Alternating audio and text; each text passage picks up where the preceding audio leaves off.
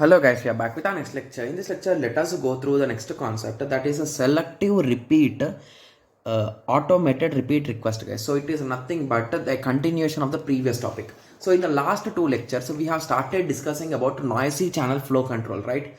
Yes. So in the last lecture, we discussed about the go back and ARQ. So I raised a issue, right? So in it, so the issue with the go back and ARQ is, so if one packet is not received in a proper way, we are discarding whichever are received proper way, and we are requesting the sender to resend them everything, right? From that particular point. So which is really a bad thing, right? Yes. So the only solution for this is to increase your receiver's window size, right? Yes. So in selective repeat ARQ, so we started using our brains in a proper way. Okay. So if we are having 2 power n window size, we divided it exactly half and half. So half to the sender and half to the receiver. So basically how many frames the sender can send, that many frames the receiver can receive. So indirectly now it is good balanced, right? Yes. So that is the concept of a selective repeat ARQ.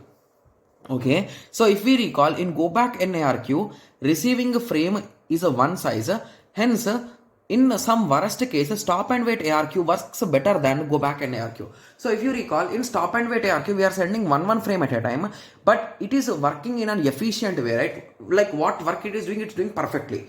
But when it comes to go back and ARQ, if it is having really bad time, it is going to just go back, and it will just waste its time, right? Yes. So that is the major disadvantage with go back and ARQ, guys. So in some cases, stop and wait ARQ will work better than go back and ARQ. Got it? Yes. So now let us take a small example.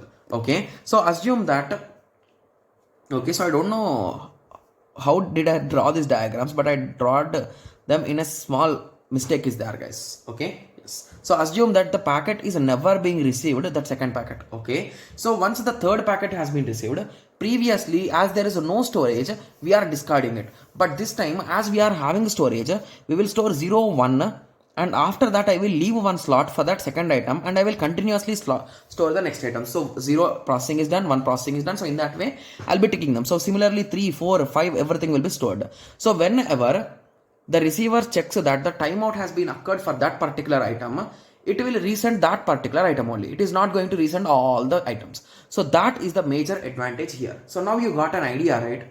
How exactly this, like step by step, how much improvement they are doing, like in each version, right? Yes. So here only the frame which has been issued will be resent. Okay. So the only catch here is the window size is half. Got it? Yes. So previously only one we gave for the receiver, and rest all we gave for the sender. But here we divided them exactly half, right? Yes. So now if we take a small example here with respect to our gate questions. Okay, so the formula will be the same but with a small twist, guys. Okay, so this question belongs to GATE CSE 2016. Okay, so now let us go through the question. Okay, so just give me a second, guys. I'll be taking a piece of paper. Okay, so the given question belongs to GATE CSE 2016, guys. So they gave the bandwidth as 128 into 10 power 3 bits per second. Okay, similarly propagation delay as a 150 milliseconds, L is equals to 1 kb, that is nothing but length, and efficiency they clearly gave it as a 1. They want to calculate for 1 efficiency what will be the total window size and what will be the bitwise representation for it. Okay, yes, so we already know TT is equals to L by B, and here it is 1 kb. So 1 into, this is in small b, so this is in capital B, so it is a nothing but 1000 into 8 divided by, so the speed, that is a 128 into 10 power 3 bits per second, right? Yes, I can cancel them. Okay, yes. Okay, so anyway, let us try to convert it into milliseconds, guys. So into 10 power 3, right? Yes, so this 3 will cancel. So if I just calculate it, okay, so that is a nothing but 8000 divided by 128. The result will be 62.5 milliseconds, right? Yes. Okay. Similarly, let us calculate the value of TP. I think, okay, so TP they have already given. So let us start calculating the efficiency. Efficiency is equals to, if you recall, let us write the formula, guys. So efficiency is a nothing but a WS by 1 plus 2 alpha, right? So that is nothing but here they give efficiency as 1. So window size is equals to 1 plus 2 alpha. So what is a 2 alpha? Alpha is a nothing but TP by TT, right? Yes. So what is the value of a TP? So TP is a 150 milliseconds and a TT is a 20 to 62.5 milliseconds, right? Yes. Okay. So what is a 150 divided by 62.5? It is not exactly 2. It is a 2.4. Okay. So it is a 1 plus a 2 into 2.4, right? Yes. So into 2 plus 1. Okay. So the result is a 5.8, right? Yes. So the total window size, the sender's window size is 5.8.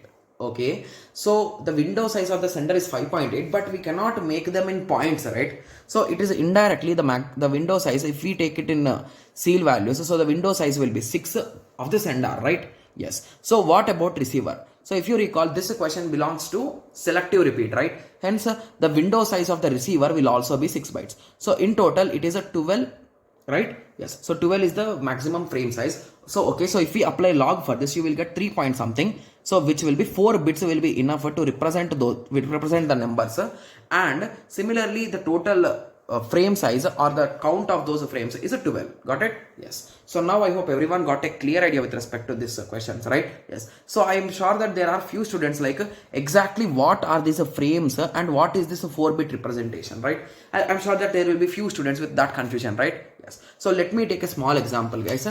Okay. So if I say 1 byte, okay, so what are the possible combinations, guys? 0 and 1, right? So basically my data I will represent with 0 1 0 1, guys. So I will be giving the sequence numbers in this way. So if it is 4 bits, okay, it is a nothing but from 0 to 15, right? So for my frames are divided from 0 1 2 3 4 and so on up to 15. So in that way I will number them. Got it? Yes. So that is the concept with respect to the sequence numbers, guys. Got it? Anyway, as we progress, we will be learning about this framing and all those things also. So at that time, you will get more clarity about why we are doing this kind of numberings and all those things. Okay? Yes. So in the next, so now we are done with the flow control concept, guys, in data link layer. So in the next lecture, we'll be starting the concept of error control. Okay? Yes. So I hope everyone got a clear idea with this lecture. Like we discussed about completely. So now we are done with the explanation about flow control, right? Yes. So in the next lecture, we will be starting the next topic, that is error control. Okay? Yes. So let us meet in the next lecture. Thank you. Thanks for watching. Like, share and subscribe for more awesome videos like this. Thank you.